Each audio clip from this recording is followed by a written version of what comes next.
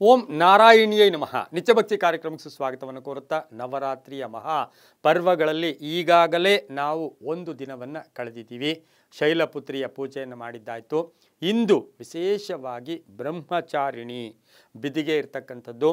ಇನ್ನು ಬ್ರಹ್ಮಚಾರಿಣಿಯ ಪೂಜೆ ವಿಧಾನ, ನೈವೇದ್ಯ ಮತ್ತು ಇದರ ಪ್ರಭಾವ, ಇದರ ಅಂಶ, ಈ ತಾಯಿಯ ಪೂಜನೆಯಿಂದ ಈಗಾಗಲೇ ಮನೆಯಲ್ಲಿ ನಾವು ಘಟ ಸ್ಥಾಪನೆ ಮಾಡಿಕೊಂಡಿರೋದು, ಆ ತಾಯಿಯನ್ನು ಆವಾಹನೆ ಮಾಡಿರ್ತಕ್ಕಂಥದ್ದು, ಸ್ಥಾಪನೆ ಮಾಡಿ ಪೂಜೆ ಮಾಡ್ತಾ ಇರ್ತಕ್ಕಂಥದ್ದು, ದೀಪ ಪೂಜೆ ಮಾಡ್ತಾ ಇರ್ತಕ್ಕಂಥದ್ದು, ಉಪವಾಸ ಮಾಡ್ತಾ ಇರ್ತಕ್ಕಂಥದ್ದು, ಇವೆಲ್ಲವೂ ಕೂಡ ಎಲ್ಲ ಕಡೆ ಈ ಪ್ರಕ್ರಿಯೆಗಳು ನಡೀತಾ ಇರ್ತಕ್ಕಂಥ ಸಂದರ್ಭಕ್ಕೆ ಇಂದಿನ ಆ ತಾಯಿಯ ವಿಶೇಷ ಏನು? ನವದುರ್ಗಿಯರ ನವಶಕ್ತಿಗಳ ಎರಡನೆಯ ರೂಪವೇ ಬ್ರಹ್ಮಚಾರಿಣಿ. ಬ್ರಹ್ಮ ಅಂದರೆ ಸೃಷ್ಟಿಕರ್ತ. ಅಂತಹ ಬ್ರಹ್ಮಚಾರಿಣಿ ಅಂದರೆ ನವರಾತ್ರಿಯ ದ್ವಿತೀಯ ದಿನವನ್ನು ನವಶಕ್ತಿಯರಲ್ಲಿ ಎರಡನೆಯ ಸ್ವರೂಪವಾದ ಈ ಬ್ರಹ್ಮಚಾರಿಣಿ ಹೆಸರಿನಲ್ಲಿ ದುರ್ಗಾದೇವಿಯನ್ನು, ದುರ್ಗತಿನಾಶಿನಿ ಆ ತಾಯಿಯ ಆರಾಧನೆಯನ್ನು ನಾವು ಮಾಡ್ತೀವಿ. ಈ ತಾಯಿಯ ಉಪಾಸನೆಯಿಂದ ನಮಗೆ ತಪಸ್ಸು, ಹಾಗೆ ತ್ಯಾಗ, ವೈರಾಗ್ಯ, ಸದಾಚಾರ, ಸಂಯಮ ವೃದ್ಧಿಯಾಗತ್ತೆ.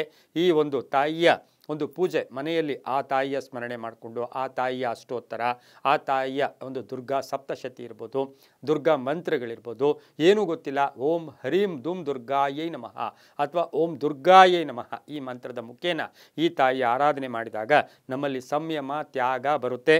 ಇನ್ನು ಈಕೆಯ ಸ್ವರೂಪ ಜ್ಯೋತಿರ್ಮಯಿ. ನೋಡೋಕ್ಕೆ ನಮಗೆಲ್ಲೋ ಒಂದು ಕಡೆ ನಮಗೆ ಗೊತ್ತಿಲ್ಲದೇ ನಮ್ಮ ಎರಡೂ ಕೈಗಳು ಈ ರೀತಿ ಹೊರಟೋಗುತ್ತೆ. ಈ ತಾಯಿಯ ಸ್ವರೂಪವನ್ನು ಕಂಡಾಗ ಆ ಸ್ವರೂಪ ಹೇಗಿರುತ್ತೆ ಅಂತ ಹೇಳಿದ್ರೆ, ಈ ತಾಯಿ ಬಲಹಸ್ತದಲ್ಲಿ ಜಪಮಾಲೆಯನ್ನು ಇಟ್ಕೊಂಡು ಎಡಹಸ್ತದಲ್ಲಿ ಕಮಂಡಲ. ಜಪಮಾಲೆ ಅಂತ ಹೇಳಿದ್ರೇನು, ನಾನು ಧ್ಯಾನನಾಗಿದ್ದೀನಿ, ಧ್ಯಾನಾಸಕ್ತನಾಗಿದ್ದು ಕಮಂಡಲದಲ್ಲಿರ್ತಕ್ಕಂತಹ ನೀರು ಅಥವಾ ಅಲ್ಲಿರ್ತಕ್ಕಂಥ ಗಂಗೆ ನಮ್ಮ ಎಲ್ಲ ಕರ್ಮಗಳನ್ನು, ಪಾಪಗಳನ್ನು ತೊಳಿತಕ್ಕಂಥದ್ದು ಕೂಡ ಆಗಿರುತ್ತೆ.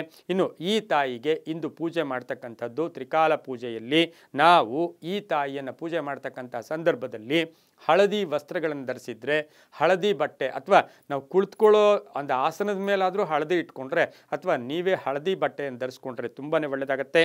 ಇನ್ನು ಈ ತಾಯಿಗೆ ಇಂದು ಅರ್ಪಣೆ ಮಾಡಬೇಕಾಗಿರ್ತಕ್ಕಂಥ ನೈವೇದ್ಯಗಳು ಚಿತ್ರಾನ್ನ.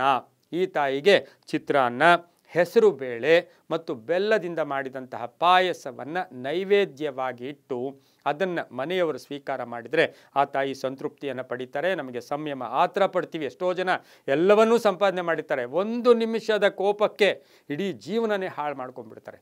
ಅಂತಹ ಸಂಯಮವನ್ನು ಈ ತಾಯಿ ನಮಗೆ ಕರುಣಿಸ್ತಾರೆ. ಹಾಗೆ ಈ ತಾಯಿ, ನಾವು ಈ ತಾಯಿಯ ಪೂಜೆಯ ಸಂದರ್ಭದಲ್ಲಿ ಓಂ ಐಂ ಹರೀಂ ಶ್ರೀಂ, ಓಂ ಐಂ ಹರೀಂ ಶ್ರೀಂ ಬ್ರಹ್ಮಚಾರಿಣ್ಯೈ ನಮಃ ಈ ಮಂತ್ರವನ್ನು ಜಪ ಮಾಡ್ಕೊಳ್ಳೋದ್ರಿಂದ ಮಕ್ಕಳಿಗೆ ಒಂದು ಯೋಚನಾ ಶಕ್ತಿ, ಮಕ್ಕಳಿಗೆ ಒಂದು ತಾಳ್ಮೆ, ಸಹನೆ ಸಿಗಬೇಕು ಅಂದರೆ ಈ ತಾಯಿಯ ಪೂಜೆಯನ್ನು ಮಾಡಿಕೊಂಡ್ರೆ ತುಂಬಾ ಒಳ್ಳೆಯದಾಗುತ್ತೆ ಅಂತ ಹೇಳ್ತಾ, ಎಲ್ಲವೂ ನಂಬಿಕೆಯ ಆಧಾರದಲ್ಲಿ ಅಂತ ಹೇಳ್ತಾ, ಸರ್ವೇ ಜನ ಸುಖಿನೋ ಭವಂತು, ಸಮಸ್ತ ಸನ್ಮಂಗಳಾನಿ ಭವಂತು.